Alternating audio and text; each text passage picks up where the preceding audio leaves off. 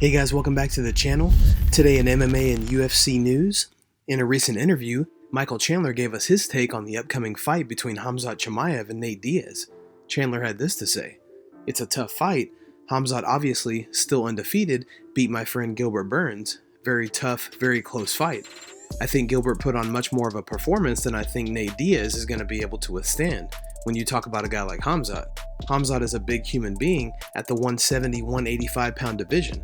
So I think Diaz is going to be outmatched in pretty much every aspect of the game. But Nate Diaz is a gangster in every sense of the word, so it'll be fun." In a recent interview with Yahoo Sports, Julianna Pena spoke about her upcoming fight this weekend against Amanda Nunes, and even claimed Nunes had been spying on her.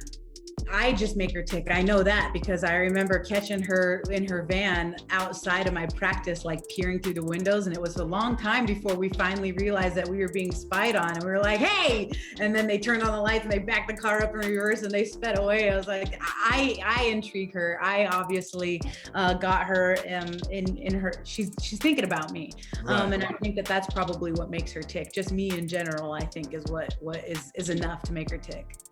You know, a lot of times when a big underdog wins the first fight, you know, you almost have to win that rematch, you know, to prove it was legitimate. I mean, and that's kind of an unfair thing because, you know, beating a great fighter twice in a row is difficult to do. How do you go about doing this? I mean, you know, obviously you came up with the perfect game plan the first time. And I have to be honest, when you were slugging it out before you submitted her, I'm going, oh boy, this is not going to be good for Julianna. And then sure enough, it was not good for one of you, but it wasn't you. But how do you go about it a second time? Do you have to change the plan of attack, or does the same thing work? Well, I appreciate your honesty, Kevin. And I think that that's a good point that you say that, because I took some shots. It wasn't like I was, you know, just a walk in the park and just got her down and choked her. You could see the mouse underneath my eye and the swelling that I had. I took some very heavy shots. And, you know, I think that the main difference in this rematch, it's not even a difference. It's a similarity. I'm still going to take some shots. I'm still going to get in there. Me and Amanda are literally the two best fighters in the world. And I'm expecting to get hit. If you're not expecting to get hit, you're definitely in the wrong sport. I fist fight in a steel cage for a living. What do you guys think about this story? Was Nunes really spying on Pena? Let us know in the comments below. Another Friday has arrived, and with that, this week Dana White is trying the Howlerhead watermelon bites. What's up, everybody? It's Friday here at UFC headquarters, and today we will be trying the Howlerhead watermelon bites. Cube up watermelon, soak it in a jar with Howlerhead for a week. Take it out, cover it with lemonade powder.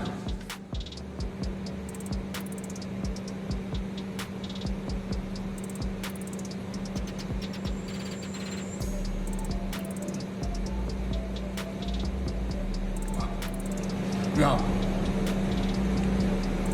they're awesome. They're strong. They're really strong, but they're very good. Winner.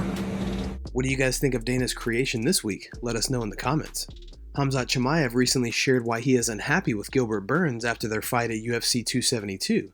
Speaking to MMA Fighting, Khamzat said, "When I win my fight, that last fight, it was a tough fight for me. Everyone was happy talking about it. He didn't finish that guy. The guy was number 2, one of the toughest guys. He almost won against Usman as well. Knocked him down almost. I didn't do my job. Like how to do it, I didn't listen to my coach. I made him famous. The guy was nothing before me. I made him famous and he lost the fight. He was more happy. I was angry after that fight. I won that fight. I was angry because I didn't finish that guy. I don't understand some guys become happy when they lost the fight. He's going everywhere doing interviews, saying I'm going to fight with him again.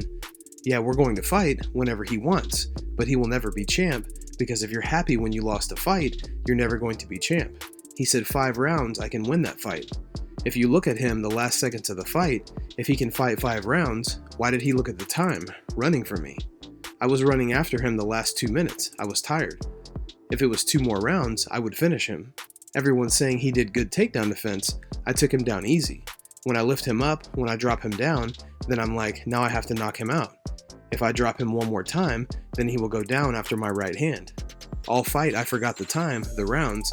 The last round, my coach comes to me and said, don't fight with him like in the streets. Then I understand now I have to do something different, but I won my fight. I don't understand why some people lose, why they're happy. I don't understand that. Everyone's saying Gilbert did good, He's good, yeah, he's good. How many years was he in the UFC? What do you guys think about Khamzat's comments? And would you like to see Khamzat and Burns run it back? Daniel Cormier recently took over Kevin Holland's Instagram to do a little trolling. Here's the clip. Hello guys, my name is Daniel Cormier. I am taking over Kevin Holland's social media. Look at him. Put your head down. Don't he? Put your head down. He has no knowledge of trivia. He has terrible trivia. I just smashed him and became the champion again. Go follow DC_MMA and go like my YouTube page, Daniel Cormier on YouTube. Kevin Holland. Hey, what's that? What is it again? It's DC what, Kevin? DC_MMA. Yeah. Hey, all you Kevin Holland fans, go follow me and go to my YouTube page. Thank you, guys. Chael Sonnen recently uploaded a video to his YouTube talking about the upcoming fight between Anthony Smith and Magomed Ankalaev this weekend. Anthony Smith is different, and he's done it the hard way. 8 main events. 8 main events. And now he's going to go in with Ankalaev. And Anthony did not get this because he's got a problem with Ankalaev, or their paths crossed, or their rankings make sense. He got it because no one else will do it. You got to get credit for that. And I know you guys give credit for that. You got to have the information, so I'm handing it to you now. Anthony was not the first one called. Ankalaev's a problem. Ankalaev scares guys, is what I've seen. I don't see people engaging him. Ankalaev will fight and control range as though he's John Jones and he's got 300-inch arms, right? He will. Guys will stay out. They won't get in there. They don't want to come in the meat grinder. They stay back. But at the same time, if you watch a body of Ankalaev's work, as dominant as I haven't seen him lose a round. He dropped a match to Paul Craig. Don't think you have to correct me. I didn't see it. I haven't seen him lose a round. Guys, I also haven't seen guys fight him. That's true. There is something when they get in there. They've heard something through the grapevine. He's got a top 10 ranking. He's got a good record. He's on a streak. He's got the Dagestan and the mystique going for him. There's something there that intimidates guys, and they don't fight him. What do you guys think about Chael's comments? And who do you think comes out on top? Paulo Costa showed off his explosive punching power in a video recently uploaded to social media. He's currently training for his fight against Luke Rockhold at UFC 278. Here's the clip.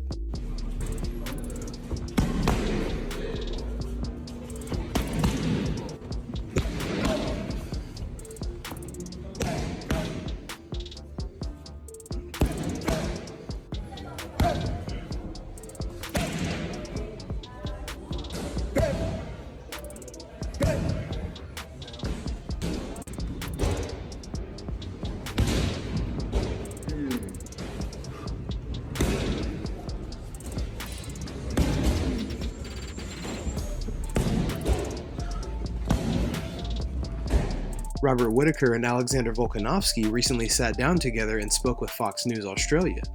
Whittaker praised Volkanovski for his third win over Max Holloway. Now, there were a lot of question marks that have been completely erased now after that performance, especially the way the fights went down. Personally, okay, I've always said you were a powerhouse in the division. You're a powerhouse of a fighter, and you were one of the best to have ever been in that division. I didn't realise you were that good, though. Because there's good. There was always a gap with you and Max, well ahead of the rest of the curve. I think. Mm-hmm. This is obviously my opinion. There was always a massive gap, but you and Max were always in the same conversation. You were in the same sentence, which obviously irked yourself, I'm sure. But after that performance you put on the other day, it's just been the gap is everyone else with Max in that group. And then there's you at the top with a massive gap, a massive lead on everybody else. And mate, the only thing that went through my head when I was watching that fight was, you are so bloody good. That division, I don't see any challenge coming from that division. And honestly, the world's your oyster in terms of finding that next competition, that next challenge for yourself. Well, guys, thanks so much for checking out the video. If you like the content we do here on this channel, don't forget to like and subscribe to MMA Library for all the latest MMA and UFC news. We'll see you in the next video.